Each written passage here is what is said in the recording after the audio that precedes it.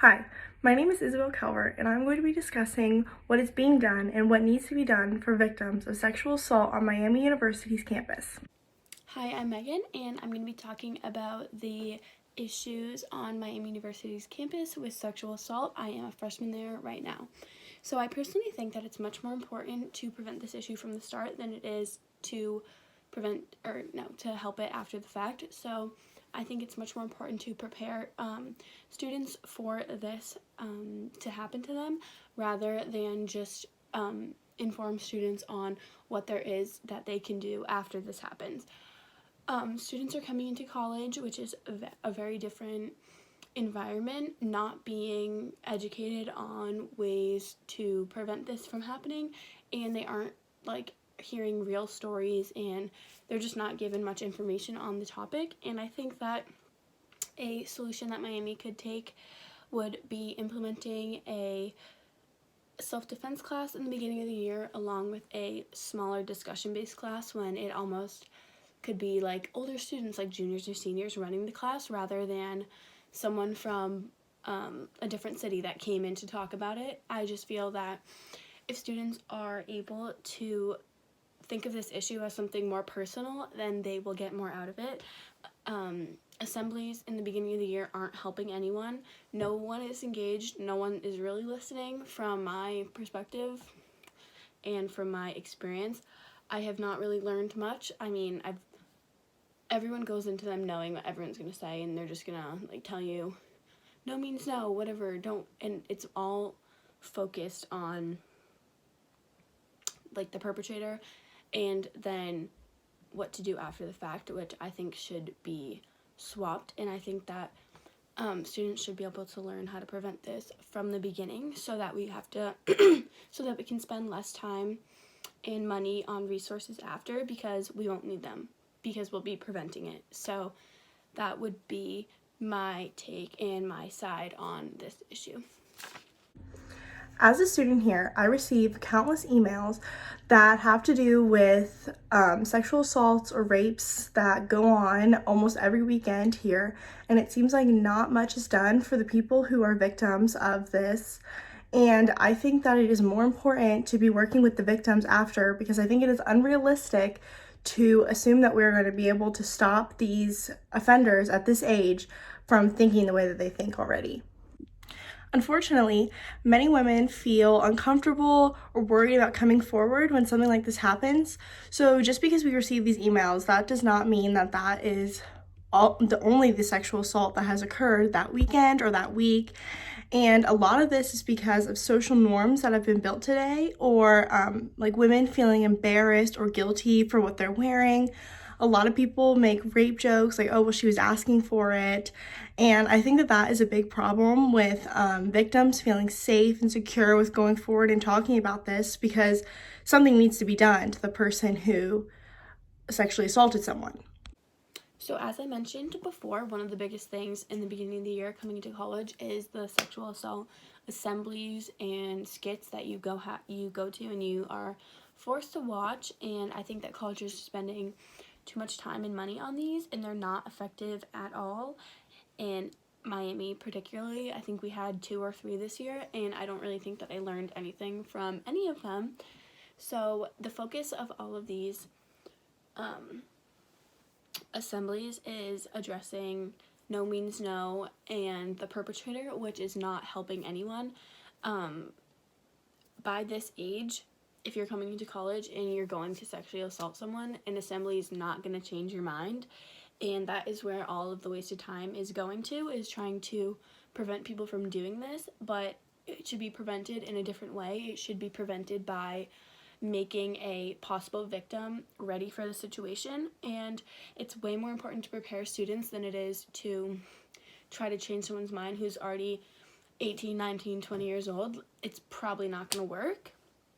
And none of these people in these assemblies are very engaged. I can tell you that from my experience being at them. I haven't been engaged, and I doubt that anyone has. And 50% of women in college have been sexually assaulted, so it's clearly a very big issue, and it's just not being looked at as a big issue. Like, I mean, it is being looked at as a big issue, but it's not being looked at in the right way of the issue. The issue is obviously the issue is on the perpetrator. It's obviously their fault, but it's wasted time trying to prevent them from doing anything, and we should just prepare students. We have all the resources that we need to help this issue, and they're not being used.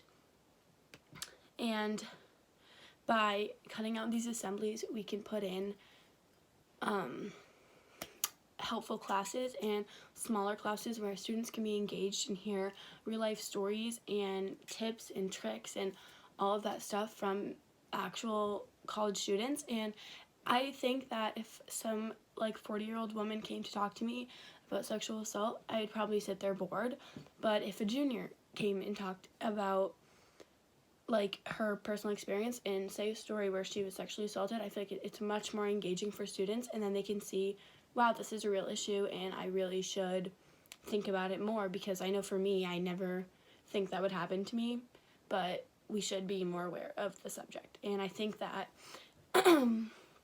by implementing these classes and taking out assemblies, that could really help students become more aware of the problem and help faculty see, or not exactly faculty, I'm not really sure who sets up these assemblies, but whoever is doing that, to see the waste of time and see that it's not really helping anyone. And I don't think that there has been any shift in anything that has happened since these started going on. So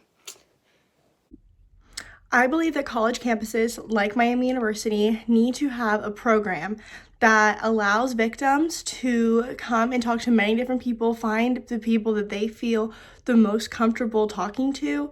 I think this should include both genders, male and female, to help make the victims feel like they are supported by everybody and not just women supporting women or men supporting men. I think it's really important that we have everybody supporting everybody in this situation. And I think that it's also important that counseling with a professional isn't the first thing that we send them to, because I don't know if everyone would feel the most comfortable with that. I think that the goal should be whatever is the most comfortable for that person, that victim. So I think that this program that Miami University should enlist should have options and good resources for professional counseling if that is something that the victim feels that they need.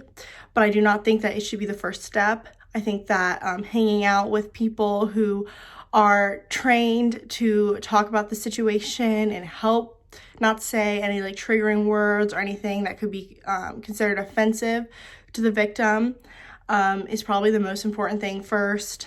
And then the program should also have further steps if it feels like it's needed. One of the reasons that I think it is so important that we are taking care of the victims instead of working on trying to prevent this, which I feel is kind of an inevitable thing that will happen to someone to some degree on a college campus, is I think that a lot of people don't realize the intense mental toll that this can take on an individual. A lot of people get something called PTSD, which is post-traumatic stress disorder, from an event like this. So not only have they experienced the event, but they are also continuously reliving that event in their head, and that can cause severe depression, anxiety. It's you can't get away from the event. And so for the victim, this goes on a lot longer than just the moment that the sexual assault happens.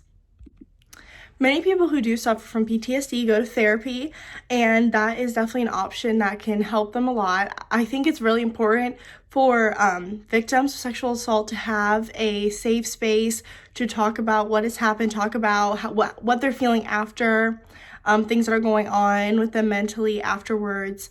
And I know that Miami offers counseling, and you get 4 free sessions or something like that at first. They also have group therapy. I talked to one of my friends who has tried this and who has had very traumatic experiences in the past, in her childhood. And she said that she felt like it was helpful, but not to the degree of her trauma like that she felt like they weren't able to help with the level of trauma that she has and the level of help that she feels that she needs. So I feel like something that is so serious, like sexual assault, may not, the counseling that is offered right now, especially since it's talking to adults, I think a lot of times that could make the victim feel not as comfortable to talk about everything that they're feeling. And especially since my friend said that she feels like they were not able to help with the level of trauma that she felt that she had. A victim of sexual assault may feel like judged or scared because they think that their trauma or what has happened to them is too severe for anyone to help. So Miami has multiple programs, including It's On Us, I Am Miami, and Step Up, and all these programs focus on sexual assault, but they all focus on stopping the perpetrator. So this is where Miami needs to shift, and they need to come up with more programs to prevent this from happening on the victim side, so prevent or help prepare a victim to prevent this issue, not prevent the perpetrator from doing this. If students were able to come into college with the right education, they would be at much less of a risk of these issues. If you go on Miami's website, all of their programs are, or not their programs, but all of their programs are focused on stopping the perpetrator, and all of their resources are on what to do after the fact. And it is very helpful that Miami has that, and it's like very comforting, but I don't even think that those resources are being used, because when you hear about a sexual assault on campus, it's usually through an email, unless you know someone that has had that happen to them, but so it's usually through an email, and all you get in the email is something that just says like sexual assault like in North Quad, and then like by like victim knew the person, and that's all they say. And so personally, if I was sexually assaulted and I saw that email, I wouldn't think that Miami was doing much to help me in that after the fact stage. So the fact that Miami is putting their money and time towards resources for after the fact, and they're not even being utilized, also is very frustrating, because it's much easier for someone to get help before you really need real help. It's much easier for someone to just take a self-defense class and learn about ways to prevent this from happening with their own strength, rather than just seeing an email and being like, wow, they're really doing a lot. Miami is not even discussing what happens to this person and discussing what could happen after the fact, and they're not saying anything that this person, perpetrator, what's going to happen to them, and they're not saying anything that the victim can do to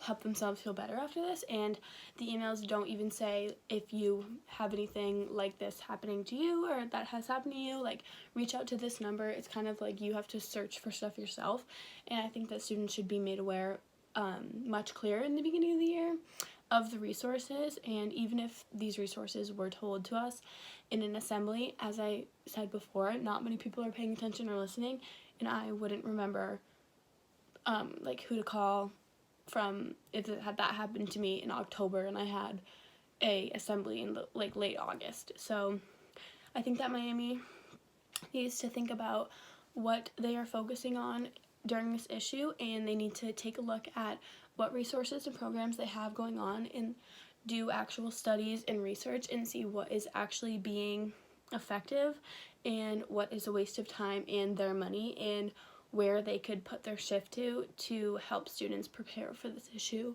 more.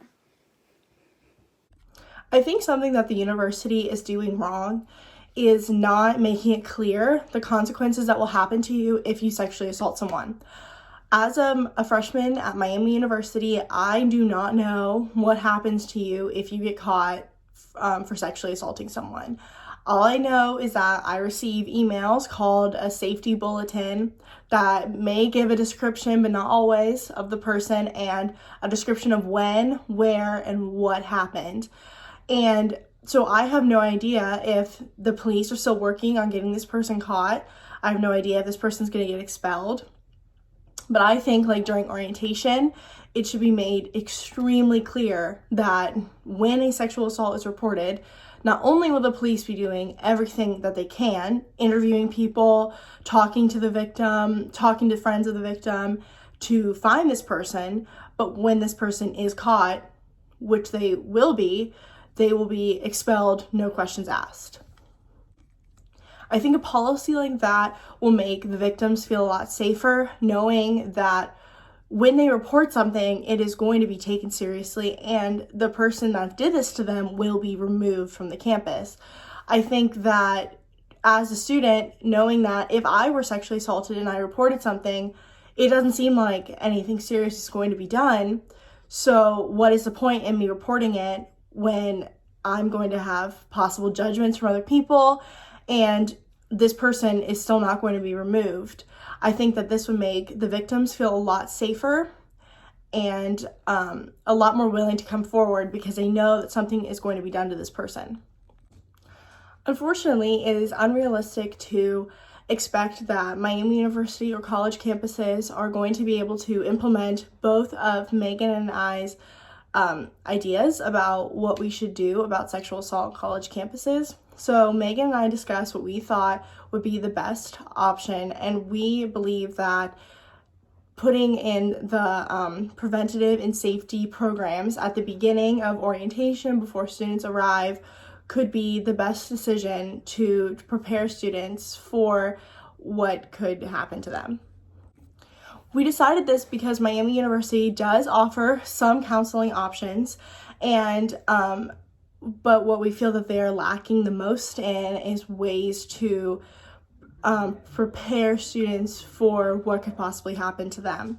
So we feel that some sort of safety lesson, ways to protect yourself, what you should carry with you, what you should look out for, would be the best to equip students and make them feel a little safer around the campus. Another reason that we think this is the best solution is because of the age range of students we are dealing with. Typically, undergrad students are between 18 and 23 years old. At this point, we believe that there is no point in trying to change the way that this perpetrator thinks. If they're going to sexually assault someone, they're going to.